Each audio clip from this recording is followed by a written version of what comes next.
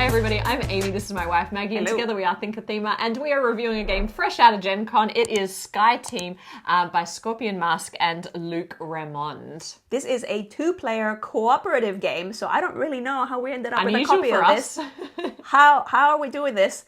And in this game, we are playing as a team of pilots. One of us is going to be a pilot, the other one's the co-pilot, trying to land our commercial airliner in different airports across the world. And some of those airports are busier and have trickier conditions than others, so it becomes a bit of an adventure, a dangerous one at that. Now, the way that we're going to work together to land this plane is that the plane is declining in altitude over 7 rounds, and that's represented by this tracker here that slides down as we start to lose altitude all the way to coming into land at a particular airport. The airport that we're trying to land in and the situation of how difficult that is going to be is represented by this second tracker here that represents the airport we're coming into, and as we get closer to the airport is also going to be sliding down. You can see that there's a number of aeroplanes that are sitting here that we're going to need to clear by talking to the tower control in order to make space for us to come in and make a safe landing.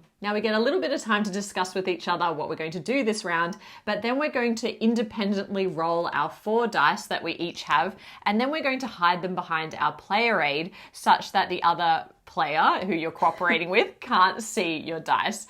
And then what we're going to be doing is placing these dice out into these placement spots that are around the board and represents different things that we need to achieve either by the end of the game or each round to navigate different obstacles along the way. Each round, 2 of our 4 dice must be allocated to the axis, which represents how the plane is going to tilt as it's coming into land, because when it ultimately lands in the last round, we need it to be straight and not on a lean, which makes perfect sense if you're trying to land a plane. The second thing is the speed. We both need to apply a die to the engines, which represents either the speed at which we're going to come into this airport, which is Montreal represented here, or the speed at which we are trying to land, which needs to be within a certain brake limit. Other than those 2 mandatory dice placements, there are also a number of things that we need to get done. For example, the co-pilot has 2 communication spaces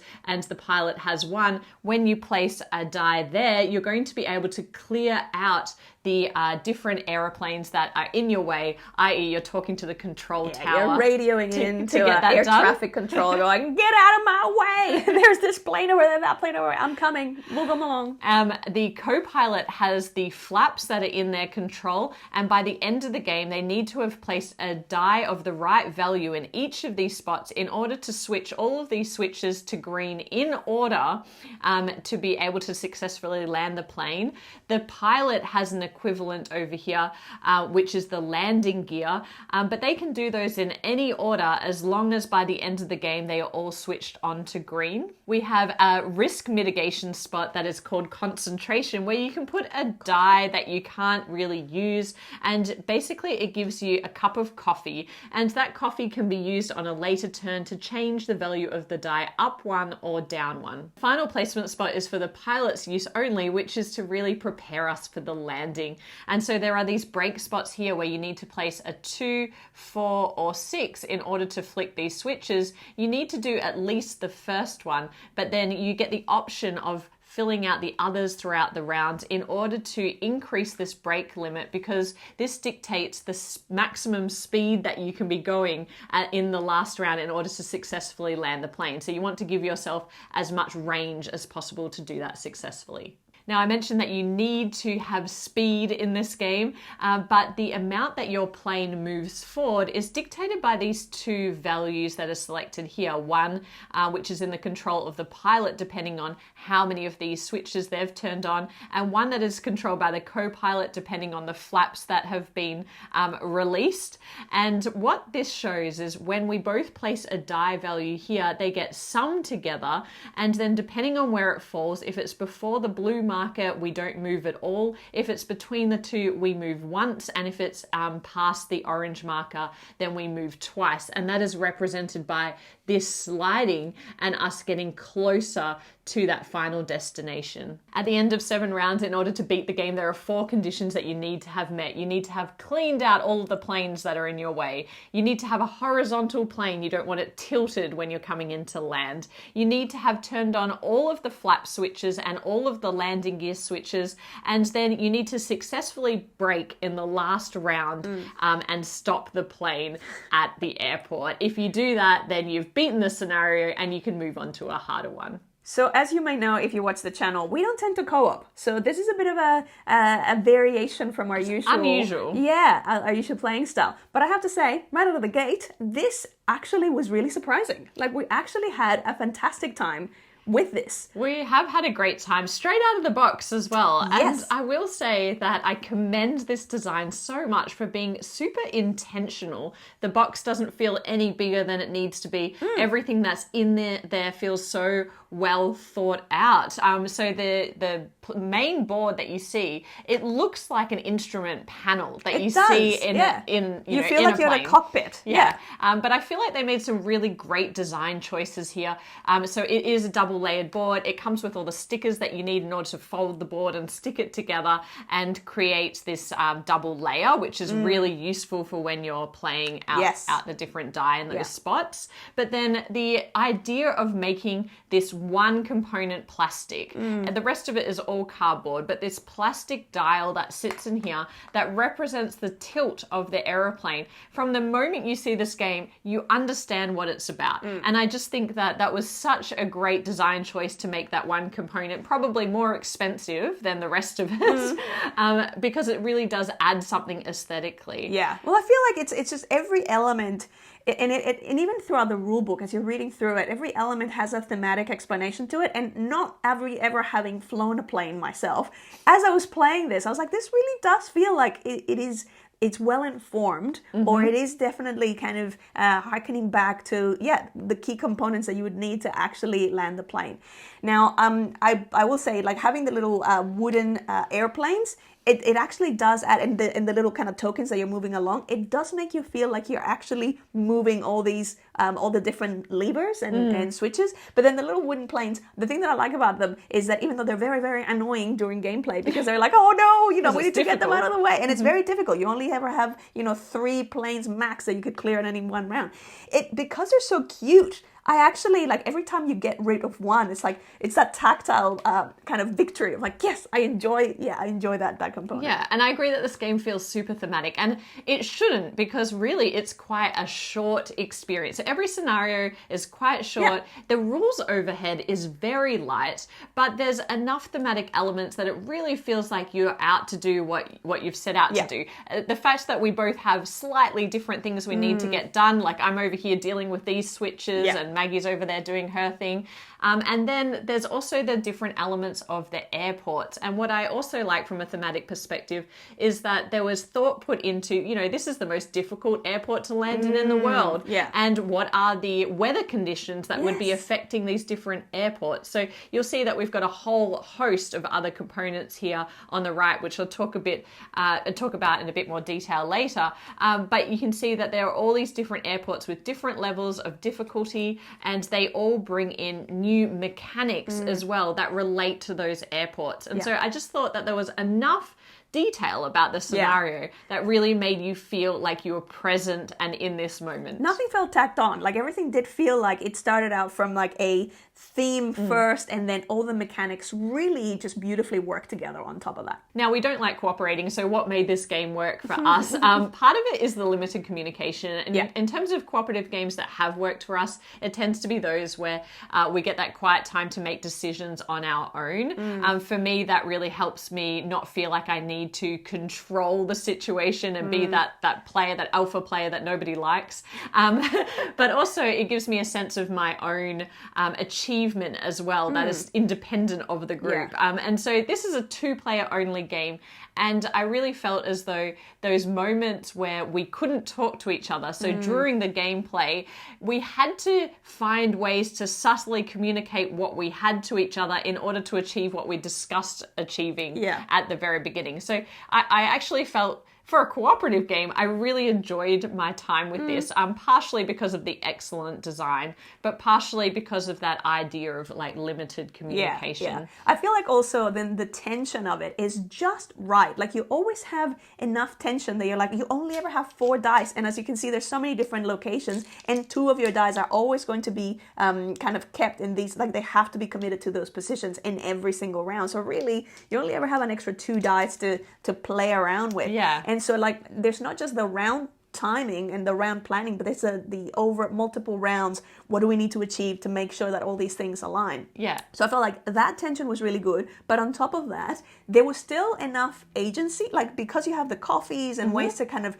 modify the roll, you never really felt like, oh, well, if you just had, bad luck with the rolls, then forget about it. Like you're doomed. Like, you should have done better and you should have had some coffee backup to help your concentration. But one element that I wanted to talk about that I didn't talk about before is just how this tilt works, because this is a really great demonstration of how you need to work together.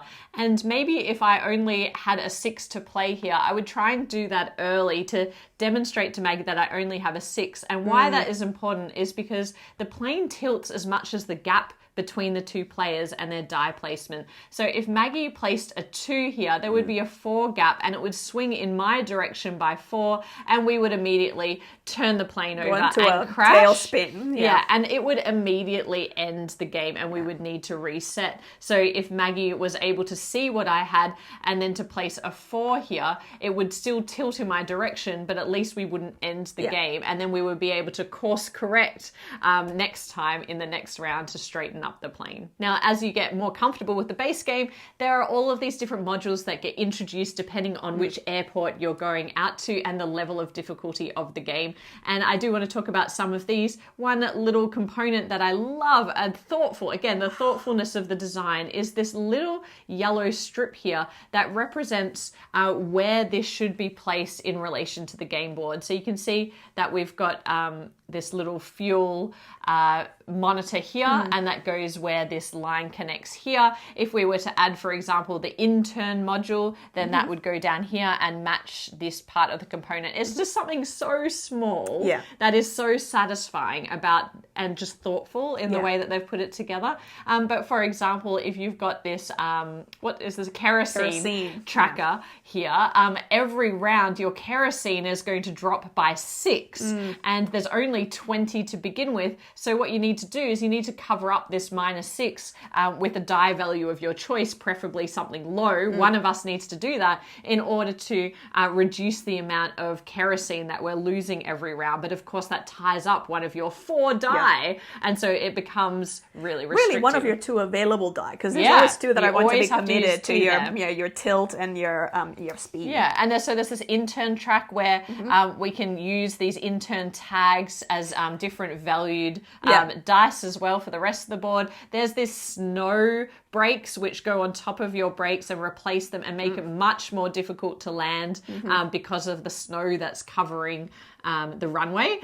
Then we also have this wind dial, and this one's quite tricky because depending on how much tilt you have, you're going to like build some momentum up, and then it affects the way your speed works. So it's going to add speed, which makes it harder to gauge how quickly you're going to come in towards the airport, and therefore like you might end up crashing into one of these planes that you haven't cleared.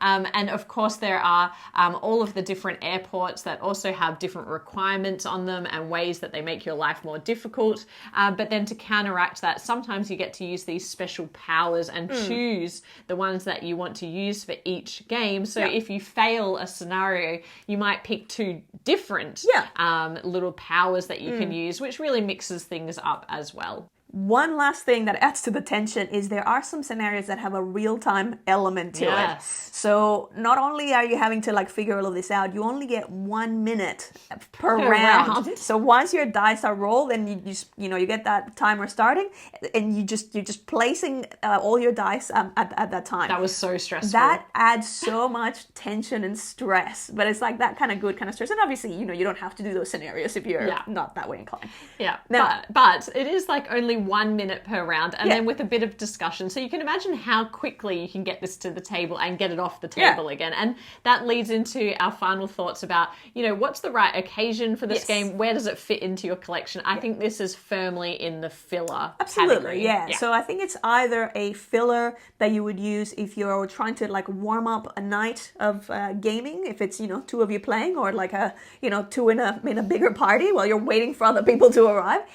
Or if you just want to have like a casual little game, you know, it's, you know, the late at night or in the evening, and you just kind of want to like get something a little bit going, a little bit of a stimulus, but not too heavy, like not too brain burning. Or even take it traveling, because it's the perfect in-between game. We played it in the airport, which is very thematic. But, you know, it's quick to get to the table, and the rule set is it's not burdensome. So you don't have to read the whole rule book again. You can remember how to play.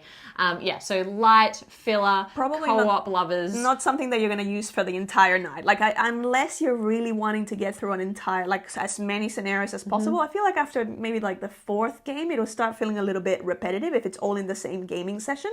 So it's probably one that you'll play maybe 1 or 2 times and then kind of move it on to another day. Yeah, and because it is a filler and because it's co-op, it's probably not a game that has longevity for us, just because that's not our player preference. If we're going for a filler, we're going to have probably quite a competitive filler with each other. Yes. So it's probably not one that is perfectly right for our collection, but I think so many people are going to be so happy with this game. But that does bring us to our rating. My rating for this game is 7.8. I think it sets out to achieve what it wants to, and it does it with 100% clarity and purpose. And actually, there is nothing that I would change about this game. It just so happens that it's not necessarily the right fit for me, even though I've had a ton of fun playing it. Yeah. Okay. I'm pretty similar. So for me, it's a 7.9 because I really, really enjoy this. The production, like everything about the game is about efficiency and not wasting anything. And I feel like the production embodied that. Like everything was just very efficient. Nothing is wasted. Nothing is wasted from a theme point, and nothing is wasted from even like a mechanics and gameplay point. But I will say with the longevity piece, I did feel like, well, you know, after we kind of hit our 6th, 7th, 8th game, like we are kind of doing the same mechanically, the same thing over and over, or we have the same objective, even when you're kind of adding those modules. And so then the longevity is really, and there is a lot of game in it, is all those different scenarios. But it's probably something that, after we kind of try different levels of difficulty, we'd probably be moving it on. Yeah, because we're competitive people. But again, I feel like so many people are going to think that this is a really clever design and the perfect filler for those co-op lovers out there. We hope you enjoyed this review. If you did, please hit like, subscribe to the channel if you haven't already, and we'll be back with more board game content soon. But otherwise, bye for now. Bye.